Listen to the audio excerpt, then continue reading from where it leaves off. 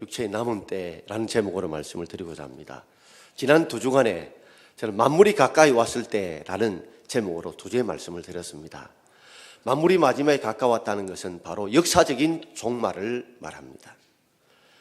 오늘 4장에서 이제는 앞부분 육체의 남은 때는 바로 개인적인 종말을 말합니다. 하나님의 역사의 종말 재림 때는 우리가 정확하게 언제인지를 알지 못하지만 그러나 사람의 종말은 우리에게 점점 가까이 다가왔다는 것을 알게 됩니다.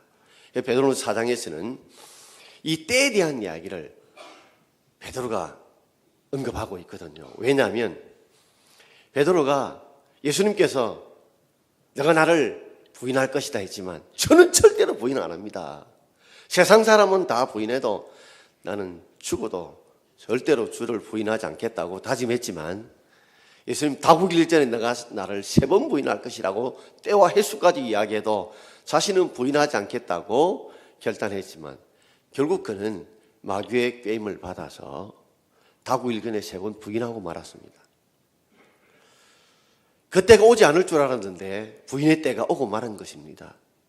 하나님의 말씀의 때, 하나님의 종말의 때, 인간의 육체에 남은 때는 말씀한 대로 반드시 이루어진다는 것을 그가 깨닫고 그 때의 이야기를 언급하고 있는 것입니다.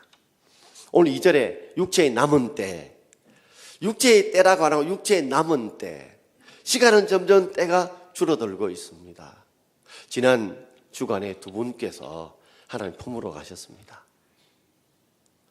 좀 오래 함께 있을 줄 알았는데 또 하나님이 이 땅에 남은 때가 그것밖에 되지 않은 것입니다. 사람은 다 죽습니다. 여기에 안 죽는 사람이 아무도 없어요. 무한정 살 수 있는 분들이 아니라는 겁니다. 태어난 이후부터 점점 우리의 남은 때는 줄어들고 있습니다. 그런데 우리는 언제 어디서 어떻게 죽을지는 아무도 모릅니다. 올 때는 순서 있게 왔지만 갈 때는 순서 없이 가게 되어지거든요. 저도 내년 되면 5학년 9반입니다. 그 다음 해가 지나면 드디어 6학년이 됩니다. 정말 끔찍스럽고 그렇습니다. 35에 와서 벌써 이게 5학년을 졸업할 때가 가까이 왔구나 싶으니까 육체에 남은 때가 점점 줄어들고 있음을 깨닫게 됩니다. 그렇다면 오래 살아야 된다는 생각보다도 제 마음속에는 내가 이 남은 때를 어떻게 보람있게 어떻게 하나님이 기쁘시게 살아야 되겠냐 하는 그런 결단과 마음의 다짐이 있습니다. 오늘 육체의 남은 때, 여러분 우리 남은 때가 얼마인지를 모릅니다. 그러나 분명히 그 남은 때가 점점 줄어들고 있다는 것은 알고 계시죠. 여러분 어떻게 사시려고 하십니까? 오늘 거기에 대해서 오늘 베드로전서 4장 1절부터 6절까지 우리에게 어떻게 살아야 할 때를 말씀해 주고 있습니다. 두 가지로 말씀을 드리고자 합니다. 자, 첫 번째 제목을 같이 한번 읽어봅시다. 하나님의 뜻을 따라 살아야 합니다. 우리가 육체에 남은 때를 하나님의 뜻을 따라 살아야 된다. 즉 하나님의 뜻을 따라 살아야 된다는 삶의 방향과 목적을 우리에게 말씀해 주고 있습니다. 우리 2절과 3절 말씀을 우리 함께 읽어보겠습니다. 그후로는 오직 하나님의 뜻을 따라 육체의 남은 때를 살게 하려 함이라. 너희가 음란과 정욕과 술취함과 방탕과 학략과 무부한 우상 숭배를 하여 이방인의 뜻을 따라 행한 것은 지나간 때로 족하도다. 그후로 다시 사람의 정욕을 따르지 말자. 우리의 삶이 사람의 정욕을 따라 살아가는 삶이 되어서는 안 된다. 사람의 정욕이 어떤 구체적으로 내용을 3절에 말씀하고 있죠. 음란과 이 성적인 음란, 그리고 정욕, 인간의衝動적인 욕심으로 살아가는 것, 그리고 술 취하는 것, 그리고 방탕, 술에 취함으로 자기 마음대로 자기 생각대로 살아가는 것, 그리고 향락, 인간의 육체의 쾌락을 따라 살아가는 것, 무법한 우상숭배. 여러분 우상숭배는요 법이 없어요. 우리에게 축복을 준다, 우리 삶에 행복을 주는 원칙이 없는 이 무법한 우상숭배, 세상이 점치고 뭐 사주관상 보고 등등 이런 것들, 이거는 이방인의 뜻을 따라, 불신자들의 뜻을 따라 행했던, 우리 예수 믿는다 하면서도, 하나님을 믿는다 하면서도 세상의 불신자를 따라 살아갔던 우리의 이런 육체의 정욕을, 사람의 정욕을 살아가는 때가 이제는 촉하다. 이 말은 뭐예요? 이제는 끊어야 된다는 겁니다. 이 정도 우리가 잘못 살았다면, 이 정도 우리가 원하지 않는, 하나님이 기뻐하지 않는 삶을 살았다면 이제 지나갈 때가 좀 촉하니까 이제 우리가 어떻게 살아야 됩니까? 오직 그러나 뜻이죠. 하나님의 뜻을 따라 육체의 남은 때를 우리가 살아야 될 줄 믿습니다. 예수를 믿는다 하면서도 이방인의 뜻을 따라 세상 사람들처럼, 불신자들처럼 그렇게 인간의 정욕을 따라, 쾌락을 따라 살아갔던 삶이 이제 족하다는 겁니다. 이제는 그게 졸업해야 된다는 겁니다. 이제는 과감하게 끊어내야 된다는 겁니다. 이제는 종말을 좀 고해야 된다는 겁니다. 그리고 우리가 이제 남은 시간들은, 육체의 남은 때를 하나님의 뜻을 따라, 하나님이 기뻐하시는 그 뜻을 따라 우리가 살아야 된다는 그런 결단들이 우리에게 있어야 된다는 말입니다. 사람들이 뜻은 세우죠.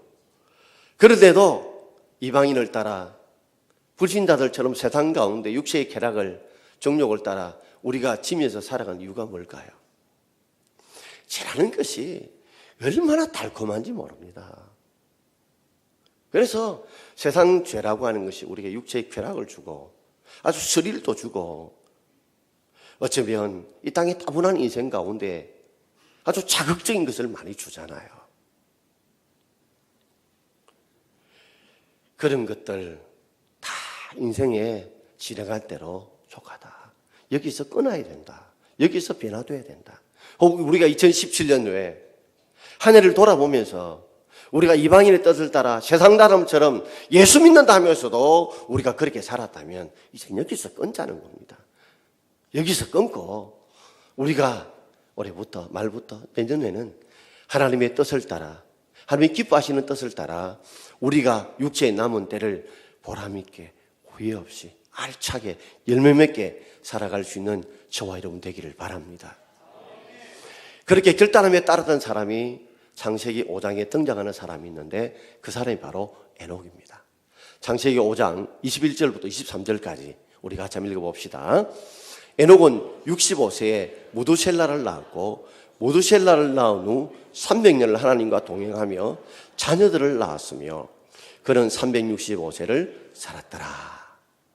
저기 내용을 보면 에녹에 낳았고 살았다는 삶만 나오죠. 그런데 그 인생에 에녹의 삶에 분기점이 된 사건이 있습니다. 그것은 바로 무두셀라를 낳은 후에 300년을 하나님과 동행하며 자녀를 낳았더라. 자녀를 낳으면서 이 세상 삶을 살았지만 그의 삶은 하나님과 동행하는 삶을 300년을 살았다는 말이에요. 이 땅에 죽음을 맛보지 않고 하나님이 올라갔던 사람은 두 사람밖에 없습니다. 에녹과 엘리야밖에 없습니다. 그런데 에녹의 삶이 65세 될까지는, 무두셀라를 낳기 전까지는 그는 하나님과 동행하지 않는 삶을 살았어요. 그런데 무두셀라를 낳은 후에 남은 인생, 하나님 부르실 그날까지 300년 동안은 하나님과 동행하는 삶을 살았거든요. 그렇다면 무엇이 그로 하여금 하나님과 동행하는 삶을 살게 했을까? 바로 무두셀라. 그가 태어난 무엇인가 있기 때문에 하나님과 동행하는 삶을 살았다는 말이죠.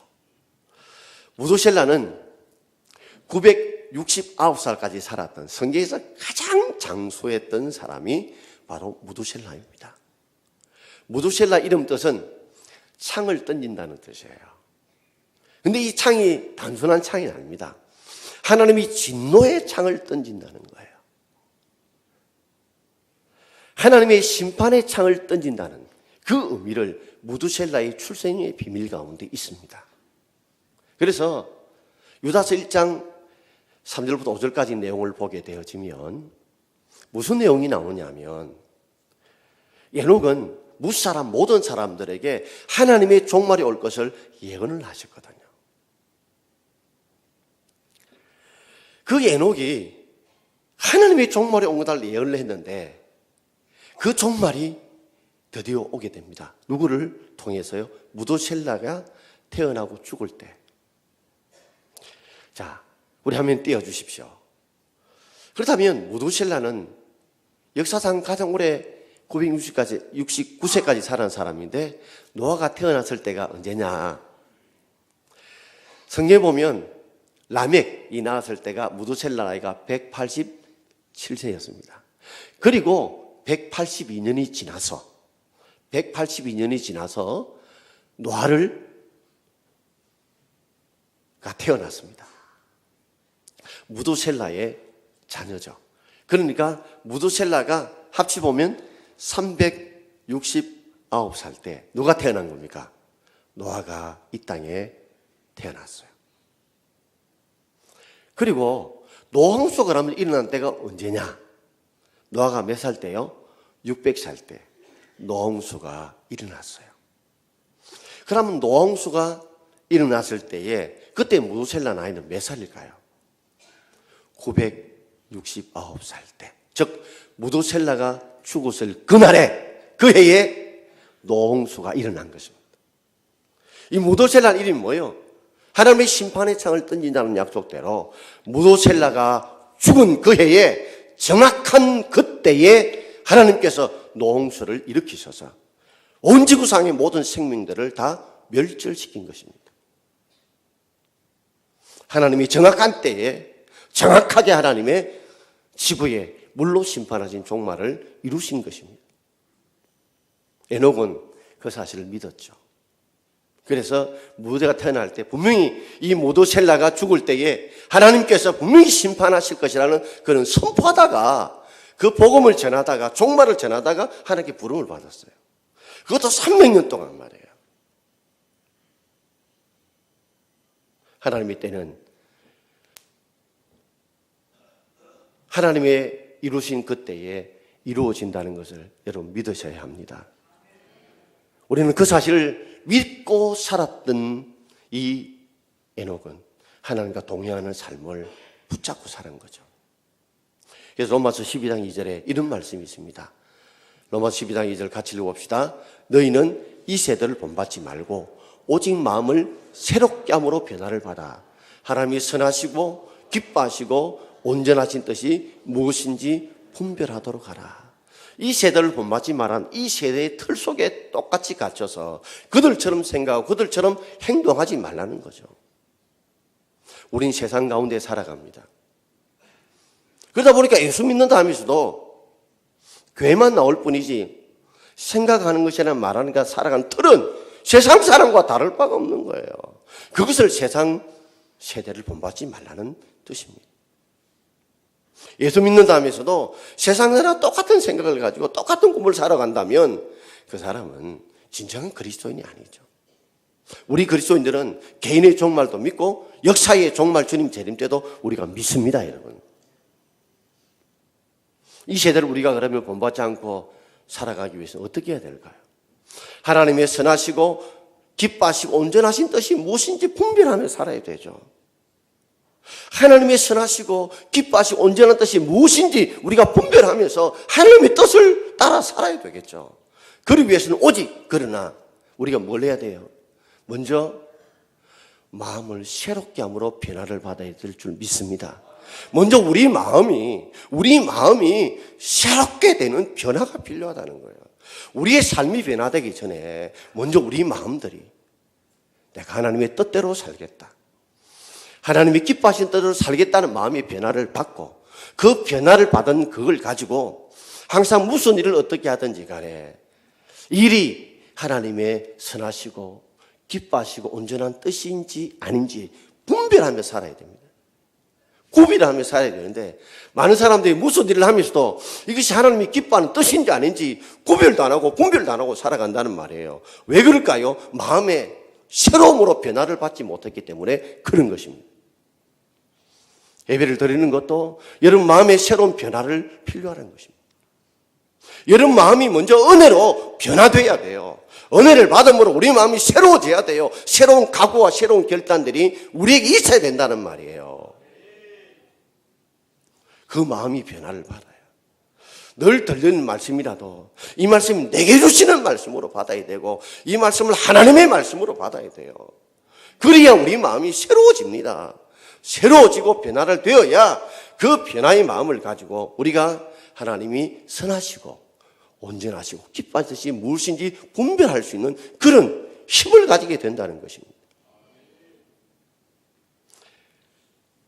조양은이라고 하는 이 깡패 두목 여러분 아시죠? 연세 드신 분은 대부분 다 아실 거예요. 아주 얼굴 가라음하게 얍삽하게 생긴 사람이 있어요. 별로 덩치는 크지 않은데 유명한 우리나라의 대표적인 주묵쟁이죠. 그 감옥에서 예수를 믿었습니다. 그리고 출감해서 동시통역대학원을 졸업한 아주 대단한 인텔리자와 젊은 여와 결혼을 했어요. 그리고 아이도 낳았어요. 그리고 순복음신학교를 졸업해서 전도사도 되었어요. 그가 마음이 새롭게 변화를 되었어요. 그런데 우리는 예수를 믿고 나면 천국에 사는 게 아니에요. 여전히 우리는 세상 안에 살아요. 세상에 영향을 받든지 영향을 주든지 세상을 정복하든지 정복을 당하든지 우리는 둘 중에 하나입니다. 그는 감옥 안에서 마음이 새롭게 변화받아서 세상을 정복하고 세상을 변화시키고 그런 마음의 결단을 가졌어요. 그러나 세상에 나왔습니다. 점점 주위에 악한 자들이 모여요. 그리고 주먹과 돈의 맛을 이미 경험했기 때문에 그걸 분별하지 못해서 결국에는 도박과 이권에 개입해서 지금 나이가 이제 69가 70이에요. 감옥에 있어요. 우리가 고무줄을 보시면 고무줄을 꽉 붙잡고 있지 않으면 금방 돌아가 버립니다. 아무리 믿음 생활 잘하고 대단한 우리를 할지라도 매일매 순간마다 우리가 마음을 새롭게 변화받지 않으면 우리는 이전으로 돌아가요. 그래서 헬라에서는요, 현재형과 현재 진행을 동일하게 사용합니다. 늘 마음을 변화돼야 된다는 거예요. 계속 매 순간마다 마음이 변화되지 않으면 하나님의 뜻을 분별하지 않으면 우리도 그저 세상 가운데 살며 세상에 동화될 수밖에 없는 게 우리의 삶의 모습입니다. 죽은 물고기들은요, 아무리 고래라 할지라도요, 물에 떠내려옵니다. 살아있는 고기는 피렘이라도요, 물을 거슬러 올라가는 힘이 있어요. 살아있는 고기는요, 바닷물에 있어도 바닷물이 그 몸 안에 침투하지 못해요. 그러나 아무리 큰 고래라도 죽으면 그 안에 소금물이 들어온단 말이에요. 영적으로 살아야 우리가 세상 가운데 살지만 세상에 속하지 않고 세상을 변화시킬 수 있는 우리가 될 줄 믿습니다. 그래서 마음을 새롭게 함으로 변화를 받아서 이제는 결단하자는 겁니다. 이방인의 뜻을 따라 사는 데가 지나간 때가 족하다. 이제는 결단하자. 하나님의 뜻을 따라 좀 살자. 그래서 이제는 좀 더 기도하고 더 말씀 읽고 더 헌신하고 더 충성하자. 주일 외에 데리고 오고 드라마 보고 세상 즐기고 살았던 삶이 있다면 이제는 남은 시간도 말씀 읽고 기도하고 안 나오도 새벽에도 좀 나오고 수요일 금요일도 나오고 함께 기도하고 헌신하고 나아감으로 말미암아 우리가 하나님의 마음의 변화를 받아 하나님의 뜻대로 살아갈 수 있는 저와 여러분 되기를 주의 이름으로 축원합니다. 코카콜라 창업자인 아사 지 캔들라는 사람이 있습니다. 아주 유명한 알코올 중독자였습니다. 정말 술을 끊고 싶은데 한 며칠을 끊다가 몇 달을 끊다가 또 한 번 먹으면 사정없이 술을 마시는 겁니다. 물을 그만큼 마시라 해도 못 마실 그 정도로 술을 많이 마셨습니다. 그 아내가 남편이 술을 끊게 해달라고 얼마나 기도했는지 모릅니다. 눈물로 기도했던 그 기도가 응답되었는지 하루는 캔들러가 길을 지나가는데 벼락 같은 마음의 음성이 들리더라는 거예요. 육체의 본능대로 욕구대로 살아가는 자는 망한다. 육체의 본능을 거절할 능력이 없는 자, 없으면 망한다. 육체의 본능의 요구를 거절하는 자만이 성공할 수 있다. 이 말씀이 자기가 생각한 것도 아닌데 벼락같이 들리더라고요. 자신의 삶을 돌아봤습니다. 육체의 욕망에 져서 술을 먹고 싶지 않지만 술에 져서 육체의 계략대로 살아가는 삶이 너무 어탄하고 너무 자신이 보잘것없게 느껴지더라는 겁니다. 그날 그 음성이 그의 강하게 귓전을 때리면서 육체의 본능을 거절한 자가 성공할 수 있다. 내가 정말 성공하고 싶은데 육체의 욕망을 거절할 능력이 자기에 없다는 걸 알고 아내에게 자기를 위해 기도해달라고 합니다. 그리고 그는 그때부터 신앙생활을 다시 합니다. 열심히 예배 나오게 되고 매일매일 순간마다 육체의 욕망을 이길 수 있도록 거절할 수 있는 능력을 달라고 기도하게 되고 그는 코카콜라를 자금하면서 많이 돈을 벌었는데 그때부터 11주 생활을 시작합니다. 하나님의 것을 하나님 것을 구별하여 드리기 시작합니다. 그때부터 코카콜라가 성장하게 되어서 세계적인 기업이 된 것입니다. 여러분 우리의 삶에 인간의 힘으로 육체의 욕망은 못 걷습니다. 끊고는 쉽죠. 마음은 논의되 뭐요? 육신이 약합니다. 하나님 우리 마음이 변화되도록 날마다 하나님께 기도하고 성령 하나님 도와달라고 기도하고 날마다 말씀을 더 붙들고 하나님 앞에 열심히 나올 수 있길 바랍니다. 아무리 잘 타는 장닭도요 하나 가지고는 다 안 탑니다. 여러분 나무 하나 끝까지 다 타는 거 보셨어요? 다 타려면요 서로 나무들이 서로 뭐요? 불을 붙여줘야 돼요. 서로 불을 붙여줘야 서로 불을 태워줘야 그게 함께 온전히 타게 됩니다. 내 혼자 신앙생활 열심히 한다고 되는 것 아닙니다.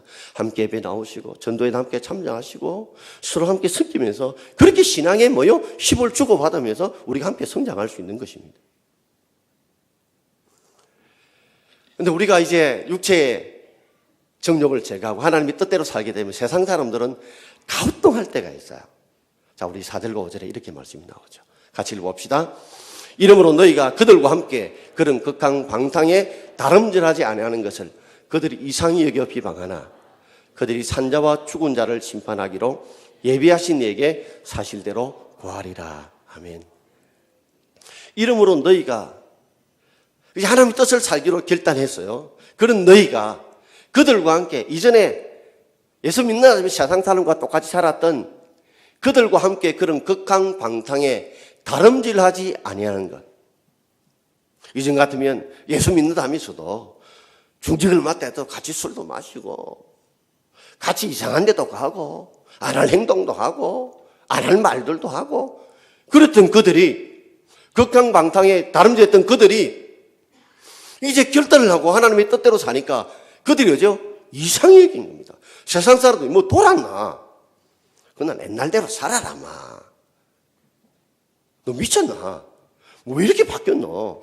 갑자기 바뀌면 죽는다더라 하면서 우리의 변화된 말과 삶과 행동에 대해서 그들이 이상히 여깁니다.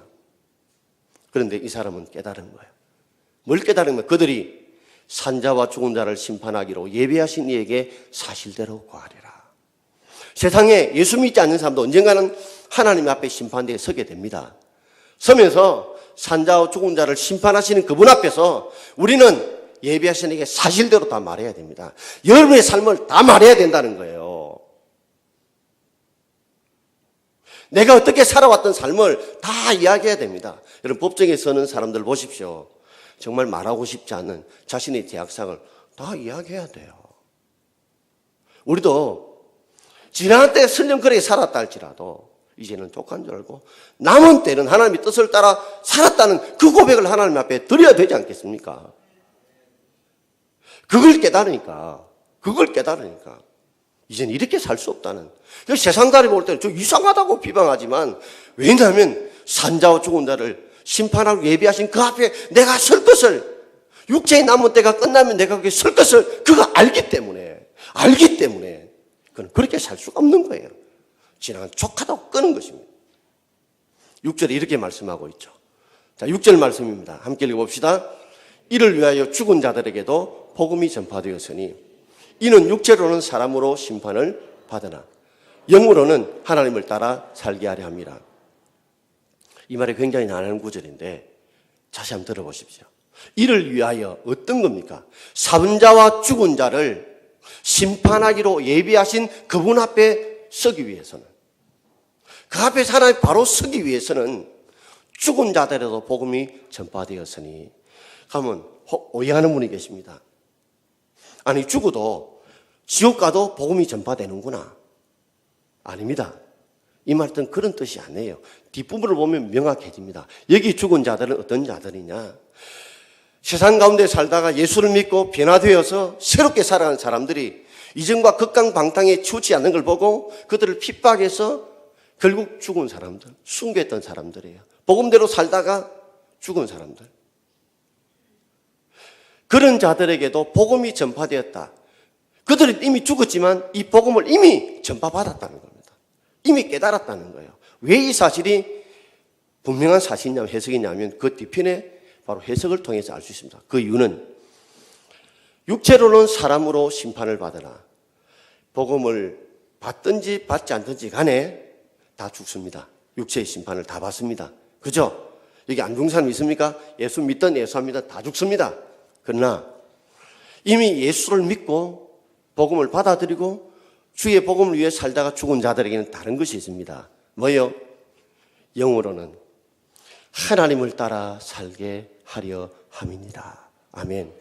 이 복음을 따라 복음을 위해서 죽은 자들은요, 이미 복음을 받아들였기 때문에, 예수를 믿는 믿음을 받아들였기 때문에 그들의 삶은요, 하나님을 따라 살아가는 영원한 삶을 바라보고 이 천국의 삶을 바라보고 하나님의 상주심을 바라보고 살아갔기 때문에 죽은 자들에게도 이미 복음이 전파됐기 때문에 그 복음을 따라 기꺼이 복음의 고난을 겪으며 복음 위에 살아 죽었다는 거예요. 다 죽습니다.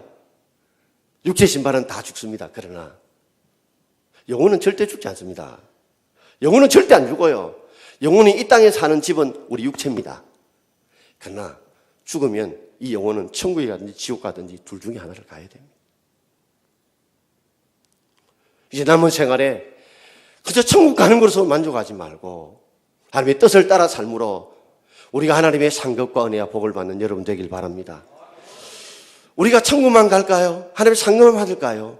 분명히 하나님 말씀대로 순종하고 살면 내 때에 복을 온전히 못 받아도 그 다음 때는, 자손 때는 반드시 하나님이 그들에게도 복을 주실 줄 믿습니다.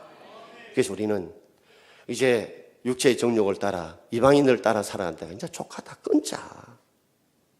그리고 이제 우리 결단해서 하나님의 뜻을 따라 좀 살자. 왜? 산자 죽은 자를 심판하고 예비하신 그 앞에 우리가 언제나 설 건데 점점 시간이 줄어들고 있잖아요. 점점 시간이 줄어들고 있잖아요. 점점 가까워지고 있잖아요. 그러니 정신을 바짝 차리고 그 앞에 설 때에 착하고 충성된 종이라 인정받고 믿음으로 살 때 주신 은혜와 복을 충만하기를 주의 이름으로 축원합니다. 두 번째는 제목을 같이 한번 읽어보겠습니다. 그리스도를 본받으며 살아입니다. 삶의 모범에 대해서요, 우리에게 말씀해 줄 수 있습니다. 그 샘플로 살았던 한 분을 소개합니다. 그 우리 예수님이십니다. 우리 1절 말씀을 우리 함께 읽어보겠습니다. 그리스도께서 이미 육체의 고난을 받으셨으니 너희도 같은 마음으로 갑옷을 삼으라. 이는 육체의 고난을 받은 자는 죄를 거쳤습니다. 이미 예수님께서 이 땅에 살면서 이 만백성의 죄를 구원하시기 위해서, 죄인된 우리를 위해서 친히 그분이 십자가에 살을 찢고 피 흘려 못 박혀 죽으셨습니다. 그래서 이미 육체의 고난, 십자가의 고난과 죽음의 고난을 겪으셨습니다. 왜요? 하나님의 뜻을 따라 살기 위해서 말입니다. 세상 사람들이 보면 그 삶이 아름다운 삶이 아니죠. 조롱과 멸시를 당하고 고난을 당하고 십자가에 죽으셨죠. 그 삶이 아름다운 이유는 하나님 일이 땅에 떨어져 죽음으로 많은 열매를 맺죠. 그것 때문에 우리 모든 생명들이 죄에서 용서함을 받고 하나님의 자녀가 되고 천국 백성이 된 줄 믿습니다. 영화로운 죽음이었죠. 헛되지 않은 죽음이었죠. 열매 있는 죽음이었죠.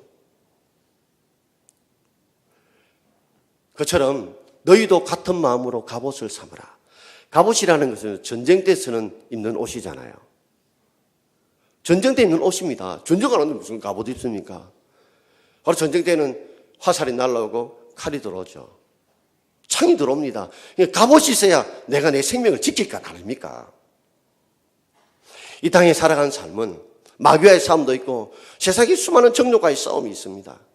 그때 우리는 무엇으로 갑옷을 해야 될까요?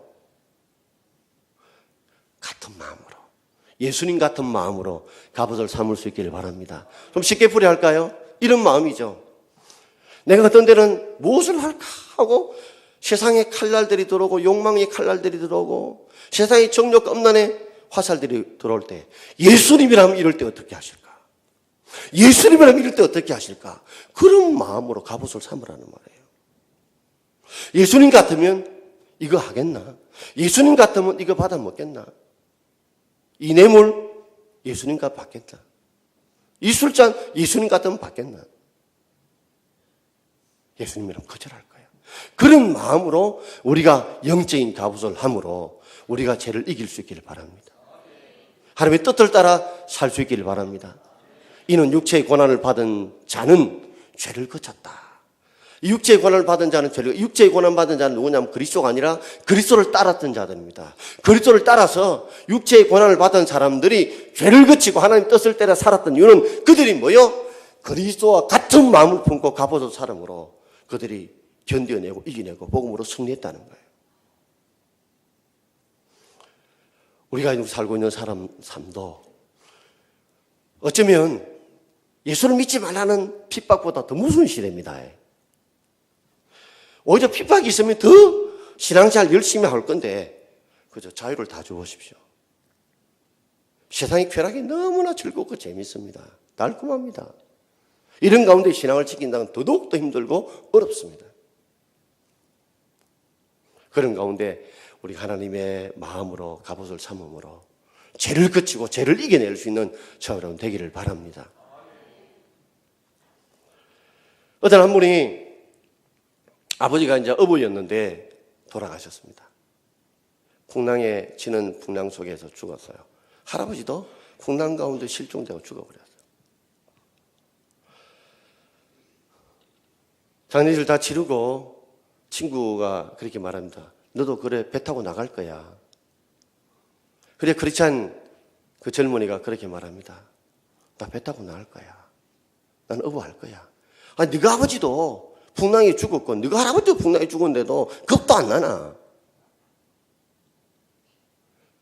그럴 때 그 청년이 그러죠. 네가 아버지 어디에 죽었노? 침대에서. 네가 할아버지는 침대에서. 네 침대에서 왔잖아. 네도 침대에 죽을 거 아이가. 여러분 세상이 더럽다고 세상에 안 들어갈 겁니까? 그저 죄 안 지으려고 저 멀리 저 산속에 갈 겁니까? 우리는 세상 안에 살아야 합니다. 그러나 세상에 변화를 받는 자가 아니라 세상에 변화를 주고 세상에 영향을 받는 자가 아니라 영향을 주고 세상에 정복당하는 자가 아니라 세상을 정복할 수 있는 여러분 되기를 바랍니다. 세상 운명을 믿지 마시고 하나님의 능력을 믿고 돌파하셔야 돼요.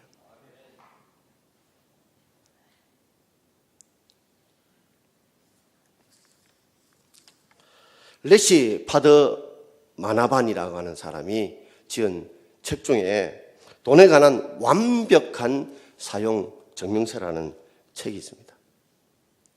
그 책에 보면 이 딸이요 너무 시집살이가 힘들고 어려웠어요. 그래가지고 어머니께 찾아왔습니다. 도저히 못 살겠습니다. 숨 막혀 죽을 것 같아요. 이혼해야 되겠어요. 그 엄마가 참 지혜로웠어요. 냄비 3개에다가 물을 넣고 냄비에 불을 붙입니다. 그리고 당근과 계란과 커피를 각각 탑니다. 한 20분 흘렸을까요? 불을 다 끕니다. 네 눈에 뭐가 보이노? 당근, 계란, 커피가 보여요. 엄마가 다시 묻습니다. 어떻게 되었노? 당근은 물러졌고요. 계란은 단단해졌고 커피는 붉게 끔게 커피향이 나네요. 엄마가 이렇게 말하죠. 세상의 고난의 불을 통해서 끓는 물 속에 네가 살아간다 할지라도 당근처럼 허물어지지 마라. 고난을 네가 허물어지는 그런 삶을 살지 마라. 오히려 여자지만 엄마처럼 모종을 생각해서 단단해져라. 계란처럼 단단해져라. 그리고 커피처럼 물을 커피로 바꾸고 향을 내는 삶을 살아라. 여러분, 세상에 우리가 끓는 물 속에 있습니다. 여러분, 당근같이 살 것입니까? 계란과 커피처럼 살 것입니까? 우리 인생을 다시 한번 돌아보면서 육체의 남은 때가 많지 않습니다. 벌써 2017년 12월 셋째 주를 지나고 있습니다. 남은 세계 이방인의 때로 따라 지나간 때가 촉합니다. 하나님의 뜻을 따라 우리가 살아갈 수 있길 바랍니다. 우리가 산자와 죽은 자 앞에 예비하신 그에게 사실대로 직구할 그날이 오기 전까지 좀 더 우리가 보람되고 하나님의 뜻대로 사는 그런 삶의 간증을 가지고 주 앞에 서야 되지 않겠습니까? 예수님이 사셨던 삶들처럼 인간의 쾌락을 쫓기보다는 철저하게 고난받으면서 하나님의 마음을 가지고 갑옷을 삼으면서 죄를 거치고 이겨나갈 수 있는 복된 저와 여러분 되기를 주의 이름으로 축원드립니다. 기도하겠습니다. 주신 말씀